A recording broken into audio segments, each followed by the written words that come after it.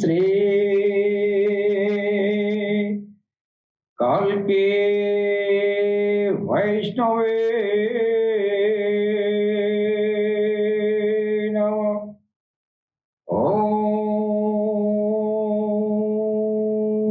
श्री काल के वैष्णवे नमः। ओम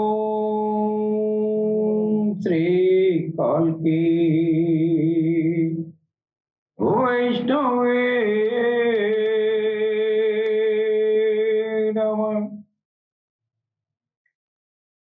तेजो तेजो महिधे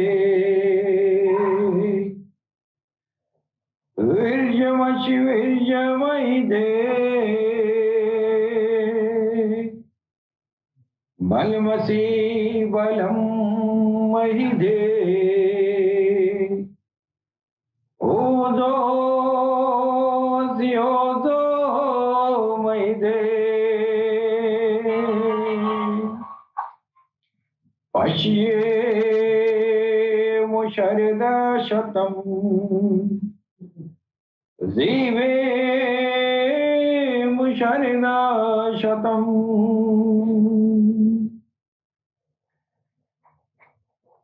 शृणुयामु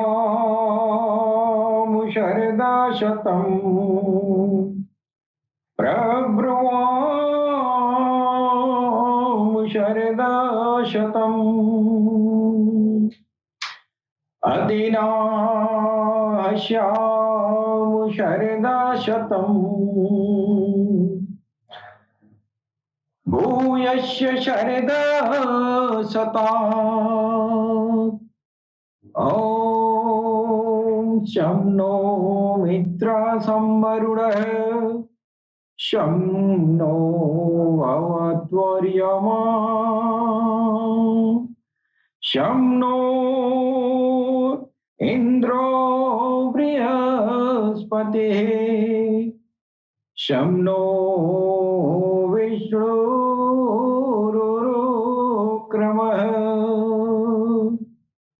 ॐ शान्ति शान्ति शान्ति। ॐ पूर्णमद पूर्णमिदं पूर्णात् पूर्णमुदच्यते पूर्णस्य पूर्णमादाय पूर्णमेवावशिष्यते।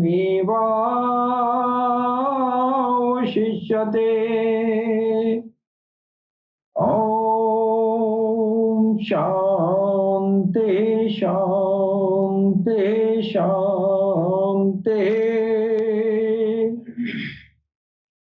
वक्रतुंड महाकाय सूर्यकोटि संप्रभ निर्विघ्नं कुरु मे देवं सर्वकार्येषु सर्वदा। ओम गंगणपतये नमः। ओम गंगणपतये नमः। ओम गंगणपतये नमः। और सबसे पहले हम अपने भगवान सदगुरु सैयदी यूनुसल गौहर की चरण कमलों में भगवान श्री राम की धरती से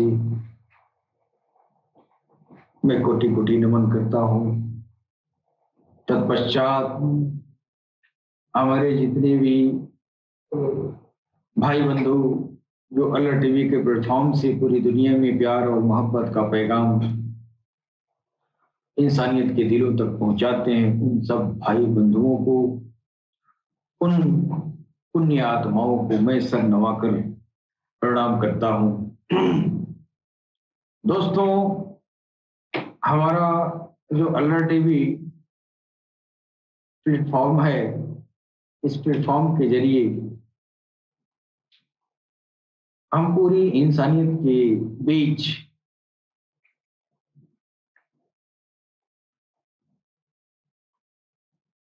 भगवान के भगवान काल की अवतार की पहचान की बात करते हैं जी। और भगवान काल की अवतार की जो आध्यात्मिक प्रलाप है वो हर समुदाय की इंसानियत तक, उनके दिलों तक पहुंचाने का प्रयास करते हैं जी। हमारा उद्देश्य सारी इंसानियत के बीच आपसी प्रेम और सौहार्द स्थापित करना है। हम किसी धर्म का प्रचार नहीं करते, हम सिर्फ और सिर्फ भगवान काल की अवतार की आध्यात्मिक प्रलाप को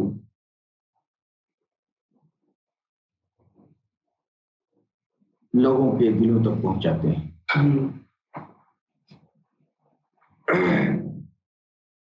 हमारे प्लेटफॉर्म से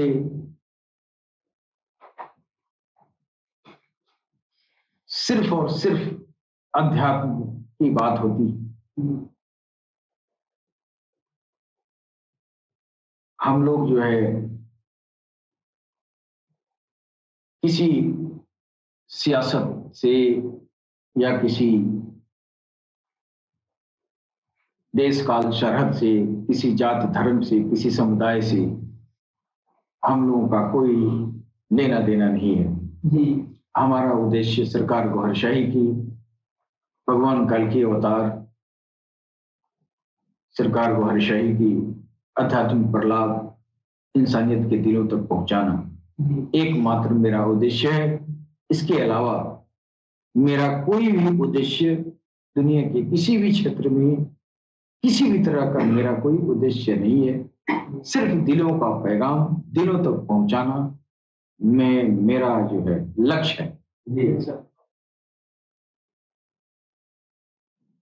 हम किसी धर्म का पैरोकार नहीं है, हम भगवान के प्रेम का पैरोकार हैं।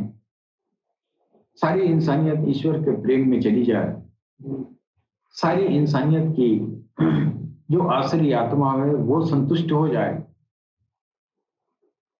और सारी इंसानियत का दिल उसके रब के नाम से, उसके रब अपने अपने रब से जुड़ जाए और अपने रब के, अपने ईश्वर के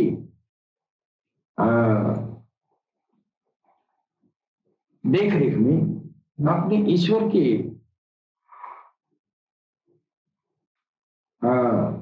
सानिध्य में आपका जिंदगी गुजरे। हम यही चाहते हैं कि इंसानियत का दिल अपने अपने रब से जुड़ जाए और अपने रब के सानिध्य में अपनी उम्र गुजारे और अपनी पारलौकिक जिंदगी को संवारे।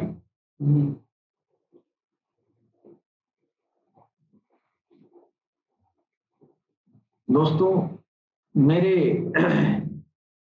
सनातन धर्म में या जो भी इसके बाद जो भी दीन और धर्म इस धरती पर आए, सारे धर्मों में जो अध्यात्म के बारे में जो बातें ऋषि महर्षि पीर औलिया साधु संत जो लोग भी अध्यात्म से संबंधित जो बातें किया करते थे, किए हैं, या जितना अध्यात्म ज्ञान इस दुनिया में आया है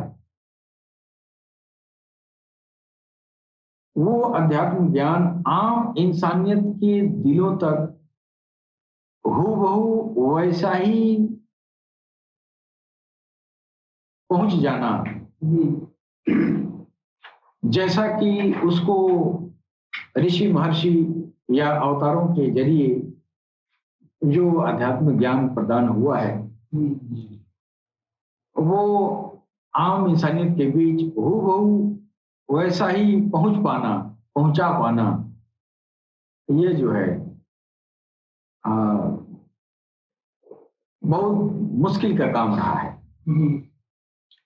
इसलिए जो अध्यात्मिक ज्ञानी गुजरे हैं इस धरती पर, वो लोग जो है अपनी बात को आम इंसानियत तक पहुंचाने में वो वैसी ही बात जो वो जानते हैं, जो उनको मालूम है, अगर वो वही चीज आम इंसानियत के बीच पहुंचाना, ये मुश्किल काम था।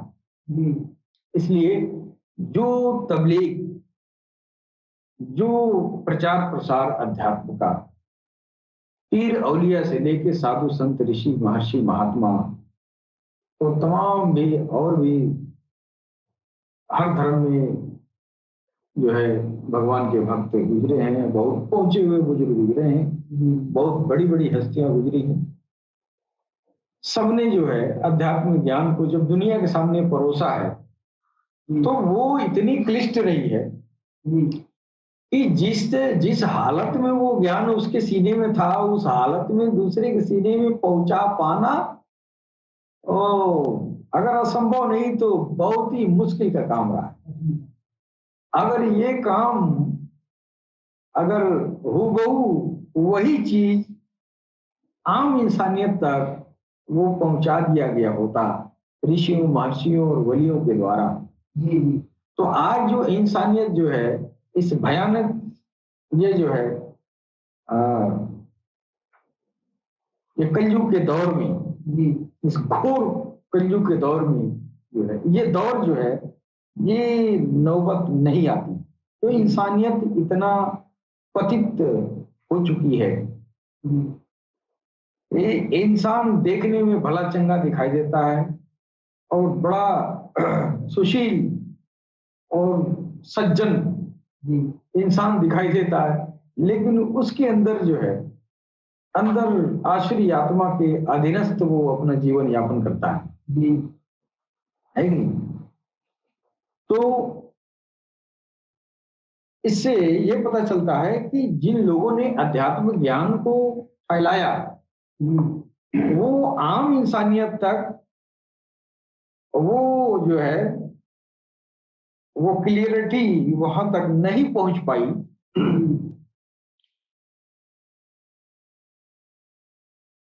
जो वो लोग बयान किए वो सारी बातें आम इंसानियत तक नहीं पहुंच पाई।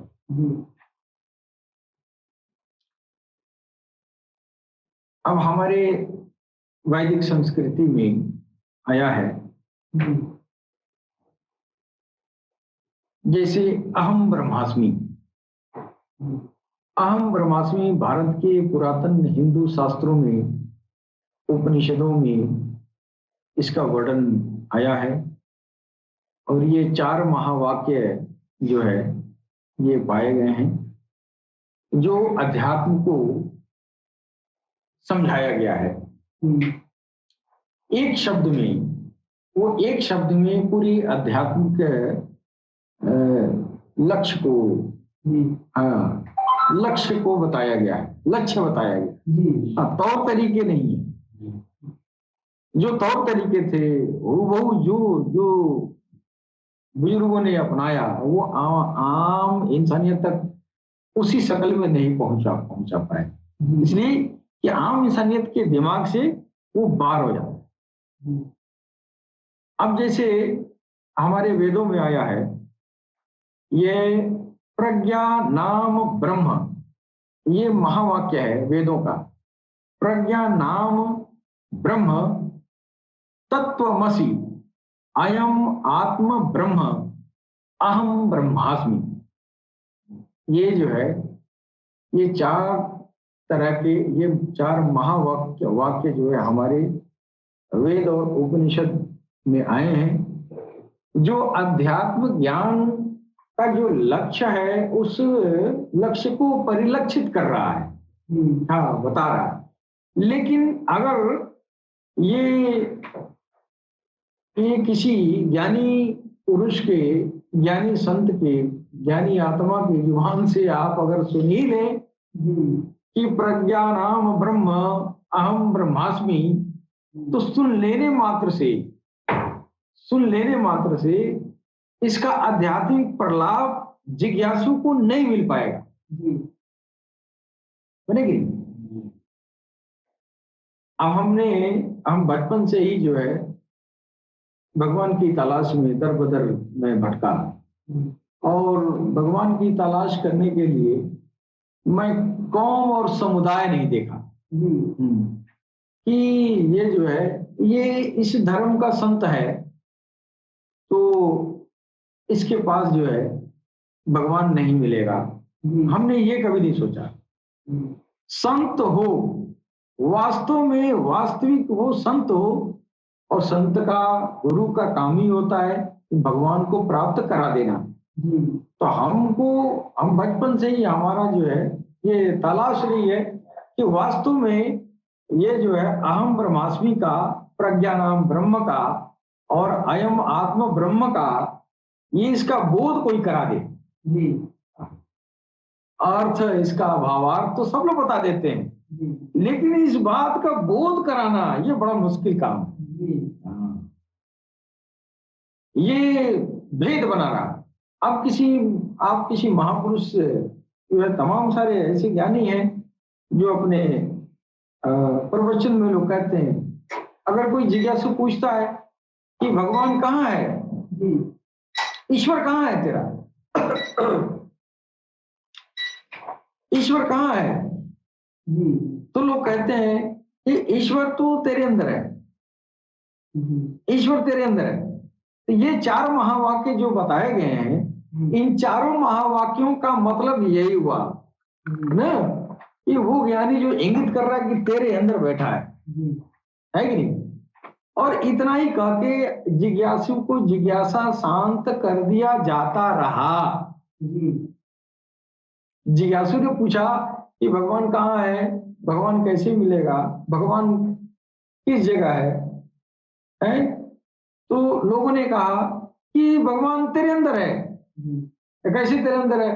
वेदों में लिखा है अहम ब्रह्मास्मि, ये यजुर्वेद का जो है ये ब्रह्मवाक्य है, ये ब्रह्मवाक्य है, इसको तुम जो है इसको आत्मसात कर लो। अहम ब्रह्मास्मि, भाई अहम ब्रह्मास्मि आप जान गए और इसका मतलब भी जान गए कि मैं ब्रह्म हूं, तो क्या आपको ब्रह्म मिल गया? नहीं मिला, है कि नहीं। और जिज्ञासु भी ऐसे गुजरे कि इतनी ही सी बात सुन के उसकी जिज्ञासा भी शांत हो गई। कि किसी संत से पूछा कि भगवान ईश्वर कहाँ है? अहम ब्रह्मास्मि नहीं जानते हो? अयम आत्म ब्रह्म, मैं स्वयं ब्रह्म हूं। अच्छा ठीक है, आप स्वयं ब्रह्म है, तो ये बलात्कार में क्यों फंसते हैं लोग? ये उपदेश देने वाले इतनी घटिया काम में क्यों फंस जाते हैं? और कह रहा है कि अयम आत्म ब्रह्म, अहम ब्रह्मास्मि, अयम प्रज्ञानाम ब्रह्म, ये उपदेश दिया जा रहा है। और ऐसे उपदेशक के बीच में देखा गया है, ऐसे उपदेशक भी जो है जघन्य अपराधों में लिप्त पाए जाते हैं। इसका मतलब वो सिर्फ जुबान से कह रहा है, दरअसल वो अहम ब्रह्मास्मि नहीं है, वो तत्वमसि नहीं है कि नहीं। तो मेरा कहने का मतलब ये हुआ कि जो भी ऋषि महर्षि और ये जो है पीर औलिया वली बुजुर्ग दरवेश बहुत सारे लोग इस धरती पर आए, लेकिन आम इंसानियत तक उसके ये समझदारी के हिसाब से जो आम इंसानियत की जो मानसिक धरातल होती है उसके अनुरूप अपने आध्यात्मिक ज्ञान को प्रेषित नहीं कर पाए, है कि नहीं। और नतीजन ये हुआ कि अध्यात्म सीखने के लिए आज के दौर में सारी इंसानियत, सारे समुदाय में गिने चुने लोग हैं जो अध्यात्म ज्ञान सीखने की जरूरत समझते हैं, वरना कोई जरूरत समझता भी नहीं है, समझे कि नहीं। अध्यात्म ज्ञान सीखने की जरूरत लोग समझते ही नहीं है। क्यों नहीं समझते हैं? इसलिए कि उसको अध्यात्म ज्ञान जो वर्णन किया गया है वो चीज उसके अंदर गया नहीं, अहम ब्रह्मास्मि सुन लिया, तत्वमसि सुन लिया, लेकिन वो हुआ नहीं। हाँ, जब हुआ नहीं तो इसकी प्रचार प्रसार भी नहीं हुई, है कि नहीं। और गिने चुने साधु महात्मा, और ये जो है लोग हैं, गिने चुने पीरोलिया लोग हैं, और अपना ये जो है मृत लोग की जिंदगी गुजार रहे हैं अपने अपने हिसाब से, लेकिन इंसानियत को कोई प्रलाभित नहीं किया। किया भी तो 1000 में कोई एक मिल जाए, एक अल्लाह, 1000 में कहा, 1 करोड़ में कोई एक जो है तत्वमसि अहम ब्रह्मास्मि होता है कि नहीं, प्रज्ञा नाम ब्रह्म होता है। वो बहुत मुश्किल काम, मुश्किल काम था, अब नहीं है, अब इस दौर में नहीं है। ये मुश्किल काम था हम ब्रह्मास्मि बनने में। क्यों? तो उसका प्रचार प्रसार और उसका जो तौर तरीका लोगों ने अपनाया, वो तरीका आसान तरीन नहीं था, वो बहुत ही क्लिष्ट तरीका था, है कि नहीं। जो योग तपस्या का जो ये जो है जो साधन है, ये सब जो है बड़ा कठिन ये जो है चीज था। इसलिए आम इंसानियत, हिंदू या मुसलमान, सिख या ईसाई, भगवान के रास्ते में चलने के लिए पहले ही जो है माई बाप कहते हैं हमारा बेटा भगवान का भक्त तो नहीं बनेगा। क्यों नहीं बनेगा? वो तो बहुत कठिन काम है, इसी में रह जाएगा, रोटी बोटी का इसका जो है सोचेगा ही नहीं, इसकी जिंदगी बर्बाद हो जाएगी। तो आज के दौर में, इस घोर कलयुग में अध्यात्म को हासिल करना ये बहुत बड़ा जो है ये बहुत बड़ी भूल समझी जा रही है।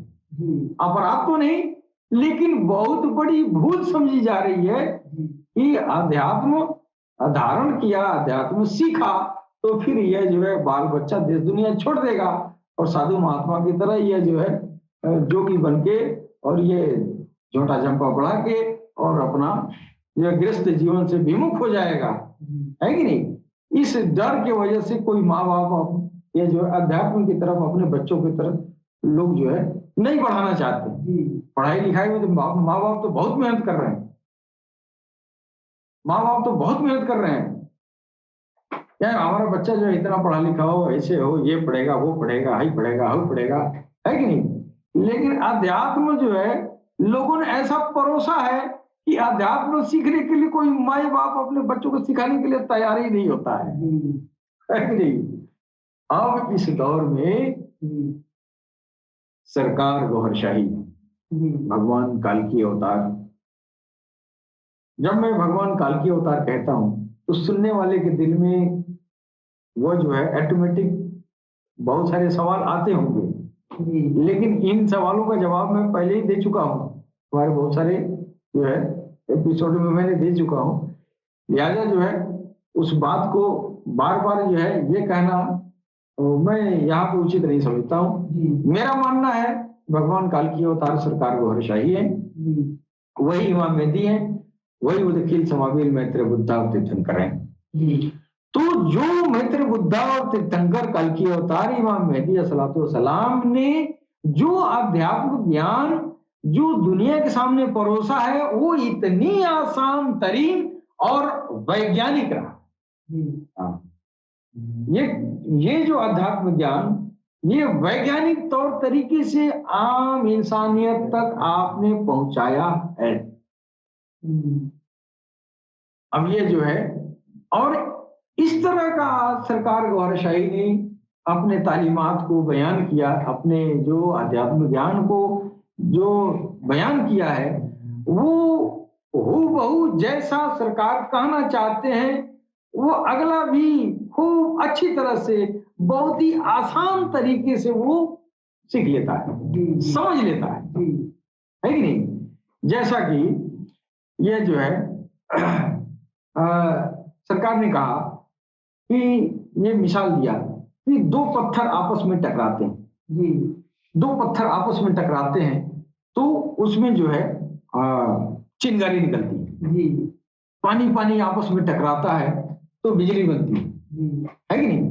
बादल आपस में टकराते हैं तो भी बिजली बनती है कि नहीं। तो इसी तरह उन्होंने कहा कि जब राम राम या अल्लाह अल्लाह या भगवान का कोई भी नाम जब आपस में टकराएगा तो यहां ज्योति बनेगा, यहां नूर बनेगा। कितनी आसान तरीन, कितनी आसानी से हमारे जहनों में उतर गया कि हाँ वास्तव में भाई जो बिजली बनती है ये पानी के टकराव से बनता है, बादल भी आपस में टकराता है तो ये जो है कड़क के साथ बिजली गिरती है, सारी दुनिया जानती है। पत्थर पत्थर आपस में टकराते हैं तो उसमें से भी चिंगारी निकलती है। तो जब राम राम या भगवान को कोई भी नाम या अल्लाह अल्लाह जब टकराया जाएगा तो वहां भी कुछ निकलेगा। वहां जो निकल रहा है उसको सरकार कह रहे हैं वो नूर है, वो ज्योति है, वो डिवाइन एनर्जी है। अब बात पूरी तरह समझ में आई। इस तरह तो किसी ने नहीं बताया, ये तो किसी ने नहीं बताया था कि ये जो है अध्यात्म का इतना आसान तरीन तरीके से जो है इंसानियत के बीच सरकार ने परोसा है। अब देखिए सरकार गौरशाही हृदय सिमरन का बात करते हैं। हृदय सिमरन की जो तशरीह आपने जो बयान किया है फरमा रहे हैं, इस पर आप ध्यान दें कि वो जो अल्लाह या राम के नाम साथ रगड़ा लगेगा जब धड़कनों के साथ, सरकार तो यही कहते हैं धड़कनों में भगवान के नाम को आपस में टकराओ। जब आपस में टकराएगा तो वहां पर नूर बनेगा या ज्योति बनेगा। अब टकराने की जो बात है अब वो भी सरकार जो है साइंटिफिक तरीके से बता रहे हैं कि ये जो दिल का टिक-टिक है, ये टिक-टिक जो है कहां से आती है। ये जो दिल का टिक-टिक है वो खून को ढकेलने से, यानी हार्ट हृदय जो है इंसान का जो दिल होता है वो उसमें जो है वो पंपिंग होता है, खून का जो है पंपिंग होता है। तो सरकार कह रहे हैं कि जब वो पंप करता है, जब दिल में खून जो है आगे ढकेलता है तो उसमें धक से आवाज आती है। हाँ, धक से आवाज आती है। उस जो आवाज, धक की जो आवाज आ रही है, जो टिक टिक की आवाज आ रही है, उस टिक टिक पर जो है भगवान के नाम का, ईश्वर के नाम का जो है वो टकराव करना है। हाँ, यानी धड़कने जितनी बार सुनाई दे, जितनी बार टिक टिक करे, उतनी बार तू अपने मन में, अपने दिल ही दिल में अल्लाह अल्लाह कहो या राम कहो। कितना बेहतरीन बात सरकार गौरशाही ने फरमाया है। और ये बात जो है आम इंसानियत के दिलों तक जो है आसानी से हर इंसान समझ सकता है। हमारे शरीर में दो तरह की रक्त वाहिनियां होती हैं। अब देखिए सरकार की जो तालीमात है कितना वैज्ञानिक है कि डॉक्टर साहब आप बैठे हुए हैं, आप तो डॉक्टर हैं, मेरा ख्याल है मेरी बात को समझेंगे जी, कि आपका जो है शरीर में जो है दो तरह का ब्लड ये सिस्टम होता है। एक आर्टरी सिस्टम होता है और एक वेनस सिस्टम होता है। तो आर्टरी सिस्टम को शरियान बोलते हैं और उर्दू में, अरबी में उसको अरबी में उसको शरियान बोलते हैं। और वेनस सिस्टम को, जो वेन है, उसको जो है वरीद बोलते हैं, है कि नहीं। तो आपको पता होगा कि जो अल्लाह जो है कह रहा है ना कि हम तुम्हारे शह रग से, है शहर, हाँ शह रग से करीब हो। तो ये तो तशरीह न करते हैं लोग शह रग से, वो शह रग से नहीं है। वो कैसे है कुरान में कि ये जो है नहनु अकरबू, कैसे हबलुल हबलुल वरीद, नहनु अकरबू हबलुल वरीद। तो अल्लाह जो है वो शरियान नहीं कहा है। शरियान किसको कहते हैं? जिसमें शुद्ध रक्त बहता है कि नहीं। और वरीद उसको कहते हैं जिसमें अशुद्ध रक्त बहता है। डॉक्टर साहब, venous system, artery system. Venous system आपके भोजन से जो मेटाबॉलिज्म के जरिए, उपापचयी क्रियाओं के जरिए जब आपका जो है खून का निर्माण होता है तो वो जो है वेनस सिस्टम के जरिए वह जो है तैर कर जो है वो हृदय में, इंसान के दिल में जाता है। जब वो दिल में आता है तो नसों के जरिए, शिराओं के जरिए जो खून आया वो खून अशुद्ध होता है, उसको प्यूरिफिकेशन के लिए दिल में लाया जाता है। नसों यानी शिराओं के जरिए आपका खून, अशुद्ध खून हृदय में गया और हृदय में से आपका जो है वह ऑक्सीजन मिला के और आर्टरी सिस्टम के जरिए यानी शरीयान सिस्टम के जरिए पुनः वो पूरी बॉडी में डिफ्यूज कर देता है कि नहीं? तो ये जो है ये सरकार फरमा रहे हैं, कितना बेहतरीन तरीका से ये वैज्ञानिक टेक्नोलॉजी है जो अध्यात्म को मैंने देखा है कि वैज्ञानिक नजरिए से कितना एग्जैक्ट सरकार की तालीम है कि जो खून का जो बहाव है, दिल की धड़कनें हैं, उन धड़कनों में जब आपके दिल में आपके भगवान के, आपके ईश्वर के, राम हो या अल्लाह, उस नाम को टकराया जाता है, तो जैसे पानी पानी से टकराया ना तो वो बिजली बना, उसी तरह अल्लाह अल्लाह या राम राम टकराया तो नूर बना या ज्योति बना, है कि नहीं? और वो नूर और ज्योति वहां जहां टकरा रहा है, जहां पंपिंग हो रही है, जहां से आवाज आ रही है, उस आवाज पर मिलाना है। और कहां मिलाएंगे? आप पर अपने दिल ही दिल में मिलाना है कि नहीं? दिल ही दिल में मिलाएंगे और वो आवाज जो टिक टिक की हुई वो आपकी माला हो गई, वो हो गया मन की माला, है कि नहीं?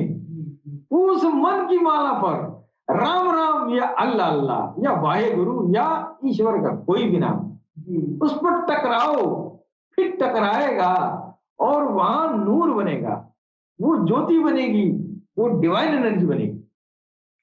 अब आपको वेनस सिस्टम और ये जो है आर्टरी सिस्टम क्यों कहा गया है? वेनस सिस्टम और आर्टरी सिस्टम का काम है कि एक तरफ से अशुद्ध खून, ये जो इम्प्योर ब्लड आया और जो है वो प्योर ब्लड करके एक तरफ से पंपिंग हो रही है ना? तो अब ये जिस तरह खून दौड़ रहा है ना, जिस तरह खून दौड़ रहा है और खून में ऑक्सीजन दौड़ रहा है कि नहीं? हार्ट जो है, हृदय जो है, दिल जो है ऑक्सीजन मिश्रित करके और उसको प्योर बना देता है, फिर आपके आर्टरी सिस्टम के जरिए पूरे बॉडी में सप्लाई कर दिया जाता है कि नहीं? अब वहां जब अल्लाह अल्लाह या राम राम टकराया ना तो फिर वो अल्लाह अल्लाह राम राम टकराने से नूर बना या ज्योति बना, है कि नहीं? या डिवाइन एनर्जी बना। वो एनर्जी आपके उन वो ब्लड सर्कुलेशन के जरिए, ब्लड सर्कुलेशन के जरिए आपके हर कोशिका तक पहुंच गया, है कि नहीं? हर कोशिकाओं तक आपका जो है वो पहुंच गया। क्या पहुंच गया? वो डिवाइन एनर्जी जो राम के और अल्लाह के नाम के टकराने से जो पैदा हुआ है, जो वहां राम राम टकराया है, फिर वहां डिवाइन एनर्जी पैदा हुई है। वो डिवाइन एनर्जी आपके आर्टरी सिस्टम या वेनस सिस्टम के जरिए आपकी पूरे बॉडी में घूमने लगता है। अब जो है एक जगह कहा गया है कि ये जो है एक हदीस में आया है कि शैतान इंसान के रगों में दौड़ता है। शैतान इंसान के रगों में दौड़ता है और शैतान जब तक नहीं निकलेगा तब तक ईश्वर नहीं आएगा, है कि नहीं? और वो शैतान किसी भी चीज से नहीं डरता है, नहीं मरता है कि नहीं? और है कहाँ? वो आपके खून में दौड़ रहा है। तो आपका दुश्मन अगर आपको दिखाई देता हो तो आप तो उससे आप मुकाबला कर सकते हैं, लेकिन आपका दुश्मन आपके खून में दौड़ रहा हो फिर उसको कैसे आप शिकार करेंगे? उसके लिए सरकार गौहर शाही ने कहा कि बच्चों ये दिल की धड़कनें हैं, इन धड़कनों के जरिए, इस दिल के जरिए तुम्हारा ब्लड की सप्लाई तुम्हारे रोम रोम तक होती है कि नहीं? जब यहाँ एक बार जो है तुम्हारा दिल राम कहे या अल्लाह कहे, और ये इसमें जो ज्योति बने, जो नूर बनेगा, वो ब्लड सप्लाई के जरिए, ब्लड सर्कुलेटरी सिस्टम के जरिए आपके रोम रोम तक चला गया, वहां तक गया जहां ये शैतान का अपना मोर्चा जगह जगह पूरे खून में दौड़ रहा है। तो शैतान को जो है कायल करने का इससे बेहतरीन तरीका आज तक किसी ने नहीं बताया। भाई आप मंत्रों का जाप तो कर लेंगे, है कि नहीं? मंत्रों का जाप तो कर ले रहे हैं, लेकिन वो तो दौड़ रहा है खून में, खून में दौड़ रहा है ना। तो मंत्र आपने मंत्रों का मंत्रोच्चारण किया और ये जो है अखंड संकीर्तन आपने किया, भगवान का कोई भी नाम का संकीर्तन किया, या कोई मुसलमान भाई है अपने अल्लाह का जो है तमाम जो है नामों का विरद किया है, रोजा रहा, नमाज रहा, कुछ भी रहा, जो भी अरकान धर्म का है जो भी करता रहा, वो तो जो डिवाइन एनर्जी जो नूर बना वो तो जाया हो गया ना, है कि नहीं? उस नूर का उपयोग उस शैतान को कायल करने के लिए होना चाहिए ना, उसका यूटिलाइज उस शैतान को वो जो है काबू में करने के लिए, इंद्रिय निग्रह करने के लिए ये डिवाइन एनर्जी बनाई जाती है, ये नूर बनाया जाता है और ये ज्योति बनाई जाती है कि नहीं? लेकिन जब वो शैतान आपके खून में समा गया है और खून में दौड़ रहा है ना, तो वहां पर जो है आप कैसे उसका शिकार करेंगे, उसको कैसे? सरकार गौहर शाही ने कितना बेहतरीन तरीका सरकार गौहर शाही ने फरमाया है कि अपने इंद्रिय निग्रह स्वतः हो जानी है, सिर्फ और सिर्फ अपने भगवान के नाम का सिमरन आप अपने दिल की धड़कनों में मिलाएं, फिर वहां जो नूर बनेगा, जो ज्योति बनेगी, जो डिवाइन एनर्जी बनेगी, इसी तरह जो है आपके अंदर वो जो शैतान है वो शैतान को जगह जगह से मोर्चा खोल देगा।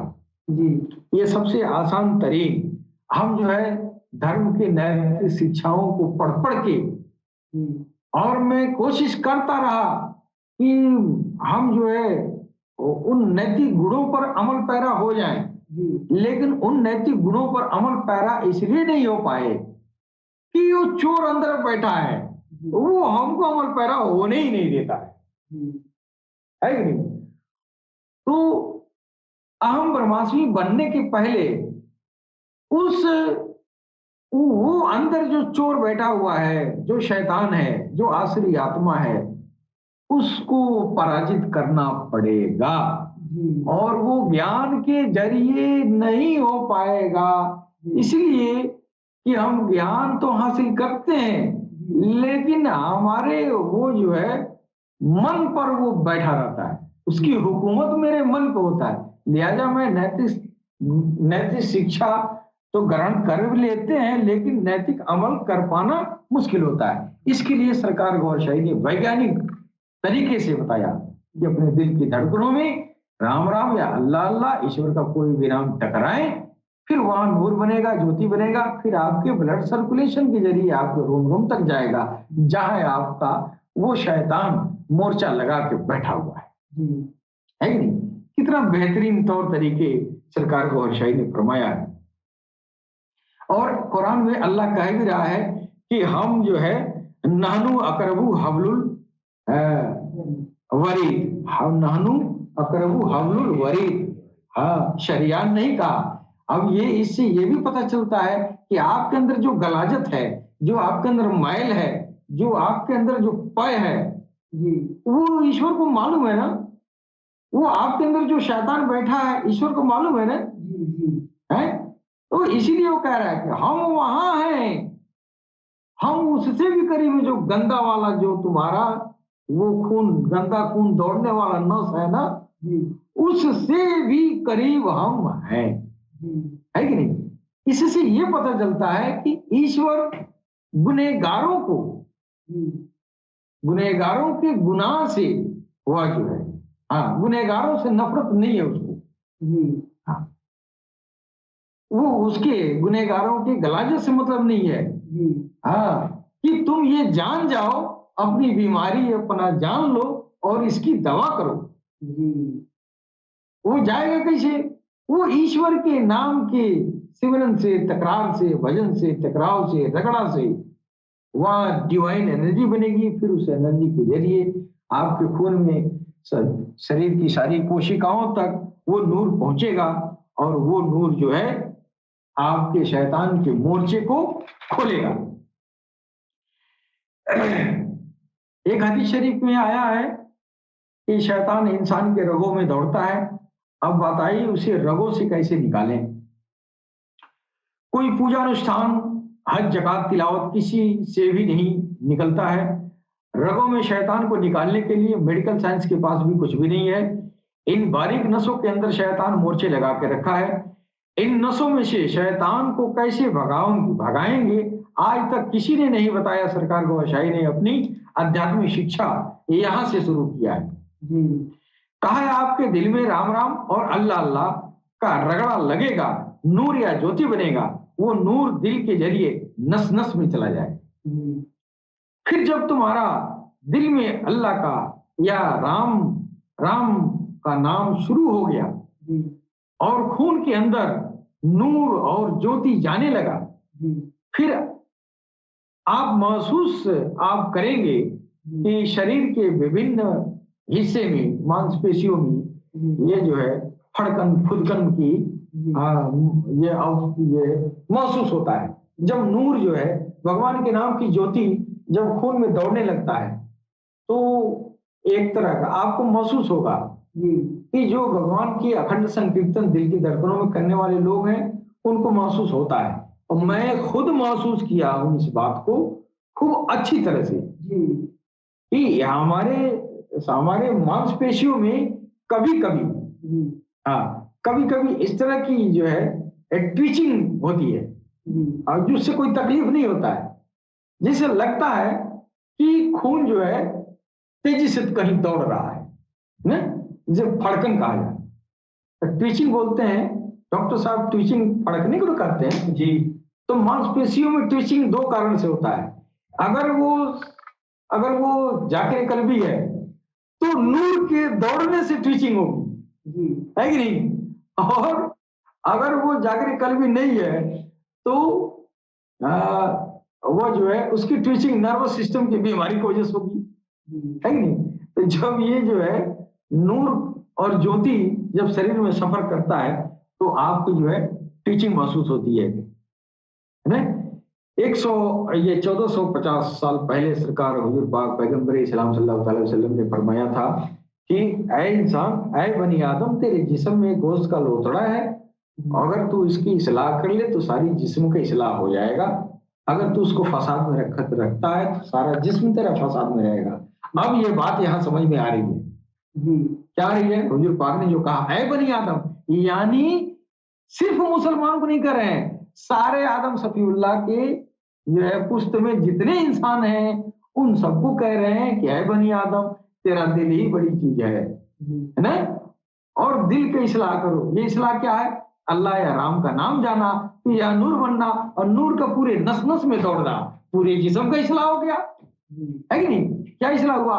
हमारा जो है शैतान पूरे शरीर में गैरुल्ला दौड़ रहा है, वहां पर जो भगवान के नाम का नूर और ज्योति जाएगा फिर वो शैतान जो है वो जलेगा, फिर हमारी इंद्रिय निग्रह होगी।